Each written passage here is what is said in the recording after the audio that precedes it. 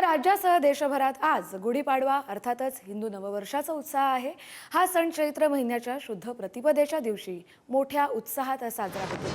3.5 मुहूर्तांपैकी एक असलेला हा सण आणि याच निमित्त गिरगाव, डोंबिवली, नागपूर आणि ठाण्यात भव्य शोभायात्रा काढली जाते। आपली जी परंपरा आहे ती जपण्याचं काम यंदाची पिढी करते।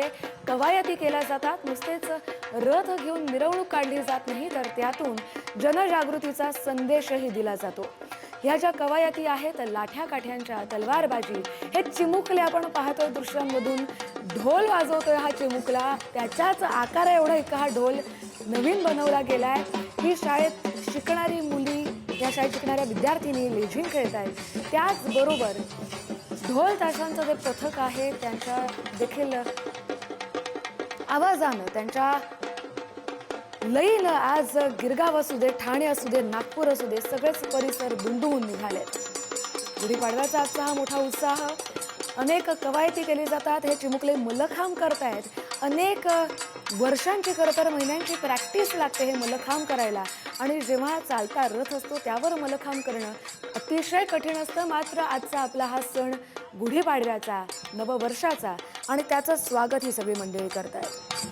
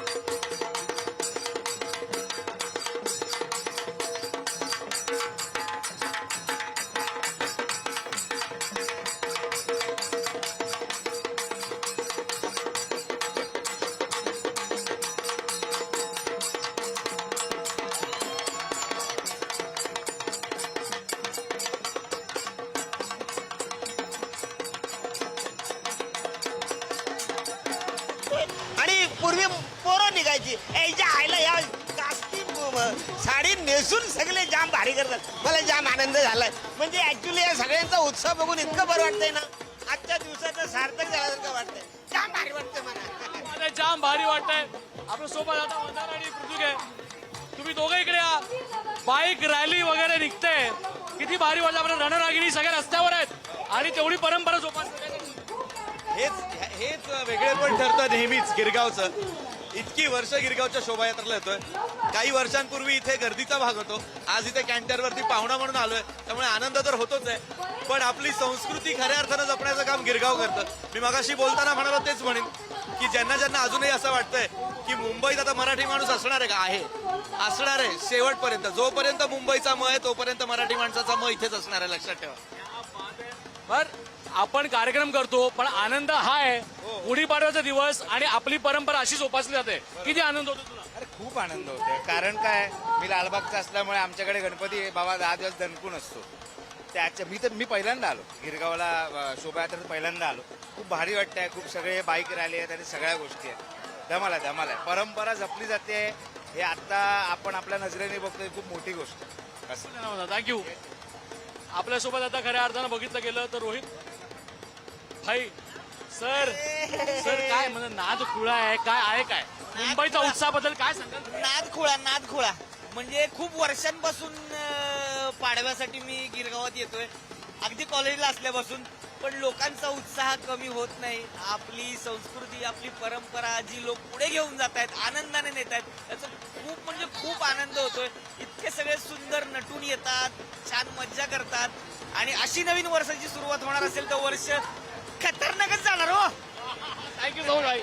थँक्यू खूप खूप धन्यवाद आणि तुलाही शुभेच्छा. समीरदा आपल्याजवळ. समीरदा आपलं मुंबई, आपलं महाराष्ट्र सगळे आपलं सगळ्या गोष्टी आपल्या आहेत. या आपल्या गोष्टी पुढच्या पिढीपर्यंत प्रॉपरली पोहोचत आहेत. किती आनंद होतो एक व्यक्ती म्हणून. खूप छान वाटतंय. आणि आपली माणसं आजूबाजूला असली की वेगळा मूड असतो. आपल्या डोंबिवलीचे लाडके आमदार सन्माननीय राजेशजी मोरे साहेब आपण मंचावर यायचे. नगरसेवक जनार्दन परशुराम म्हात्रे साहेब मंचावर यायचे. सन्माननीय सगळ्यात आधी तर नववर्षाच्या खूप खूप शुभेच्छा तुम्हाला. कदम मलाही साहेब नवीन वर्षाच्या आपण शुभेच्छा. मंचावर पुढारीला यायचे. देखील खूप खूप शुभेच्छा नवीन वर्षाच्या. सन्माननीय नगरसेवक डोंबिवलीमध्ये आपलं स्वागत आहे. नववर्ष आहे, काय नवं आपल्याला भासतंय, काय नव्याचा वेध दिसतोय. सन्माननीय नगरसेवक नवीन वर्षांमध्ये लोकांचं सगळ्यांचं आरोग्य चांगलं राहावं, सगळे सुख समृद्धी सगळ्यांना मिळो ही ईश्वरचरणी प्रार्थना करतो. आणि त्याचबरोबर कल्याण लोकसभेमध्ये नवीन नवीन कामं हो सर्व मान्यवरांना याची देखील अपेक्षा जी आहे या नवीन वर्षांमध्ये आपण करू शकता. कारण की मोठ्या प्रमाणामध्ये निधी जो आहे तो या कल्याण लोकसभेमध्ये दरवर्षी जो आहे तो येत असतो.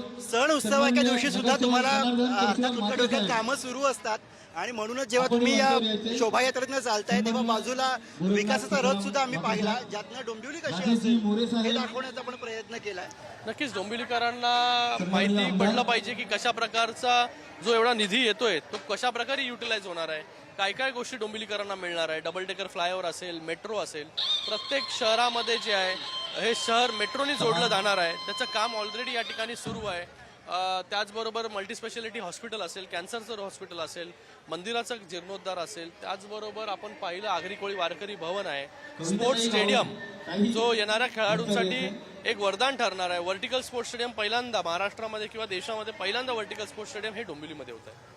आता नववर्षामध्ये आपण जातोय. मागचं वर्ष सगळं निवडणुकांचं होतं, मतांरूपी विजयाची गुढी आपण उभारून झालेली आहे आणि आता विकासाची गुढी उभारण्याची संधी जनतेने आपल्याला दिलेली आहे. त्याचं कसं विजन? नक्कीच हेच विजन जे आहे विकासाचं रथ, वेगवेगळे संदेश या ठिकाणी देण्याचं काम वेगवेगळ्या एनजीओच्या माध्यमाने होतं. पण मी नेहमीच विकासावरती बोलतो, विकासालाच प्राधान्य देण्याचं काम या ठिकाणी करतो आणि त्याचाच प्रत्यय जो आहे उदाहरण जे आहे या रथामधून आपल्याला पाहायला मिळतं.